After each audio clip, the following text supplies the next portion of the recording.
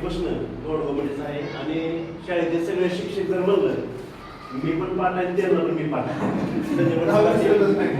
असतील आणि शाळेतला कुठलाही कार्यक्रम असला की इतकं भारी वाटतं आम्हाला गोडगोबडी असून बघा की आवडून आम्हाला बोलतात म्हणा कार्यक्रम करतात म्हणा आणि सगळ्यात महत्त्वाची गोष्ट सांगायची म्हणलं तर जसं आम्ही शिकलो आणि अशी कित्येक शिकून गेले तर शिक्षक तिथे बरं.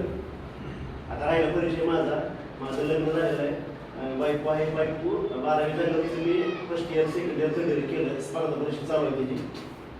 एक मुलगा एक मुलगी आहे आणि मी स्वतः न्यूजचं काम करतोय. BR न्यूज चॅनल आहे माझा, ऑडिओ जाहिरात असतील बातमी असतील सगळं काम करतो आणि शेतकऱ्याच्या बांधावर जाऊन आवर्जून बातमीपत्र मी देत असतो.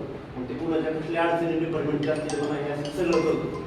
आणि ह्याच्या अगोदर जर म्हटलं तर ITI केलेला वर्ष आहे मी वेल्डर ट्रेड, जवळजवळ 10 वर्ष सर मी पुण्यात जॉब केला आणि पुण्यातली अशी एक बी कंपनी नाही की त्या कंपनीत जॉब केला नाही. टाटा मोटर्स असेल, व्होल्क्सवॅगन असेल, JCB असेल, महिंद्रा, PWD असेल, सनी कंपनी असेल, या सगळ्या कंपन्यामध्ये टेल्कोला 7 पिरियड झाले.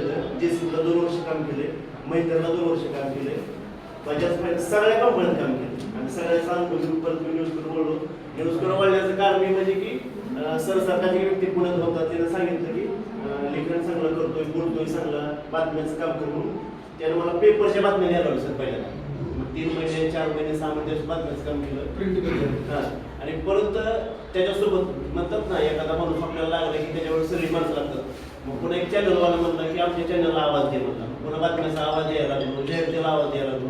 चालू करत असताना मग पुन्हा दंडराज न्यूज म्हणून तुळजापूरला केबल आहे, तिथं जवळजवळ 2 वर्ष काम केलं, त्याला आवाज देत होतो. मग तिथल्या माणसाचा अपघात झाला, मग आपल्याकडे येणार बातमी आपण द्यायच्या कुठं. मग हळूहळू पुन्हा माझं चॅनल चालू केलं आणि आज जवळजवळ एका वर्षामध्ये 6000 सबस्क्राईब पूर्ण येतं आणि प्रत्येक महिन्याला डॉलरमध्ये पेमेंट पडते. आणि माझं स्वतःचं मी जेवढं काही न्यूजला लागते माईक असेल म्हणा, बाकीचं काय स्टँड असेल म्हणा, ऑफिस रेडिंग सामान असेल म्हणा, कॉम्प्युटर सगळं मी आणलं स्वतः आणि स्वतः बातमी घेतल्यापासून वाईस देण्यापासून अँकरिंगपासून सगळं मी करतो स्वतः. आणि त्याचबरोबर दुसरी आवड म्हणजे मराठी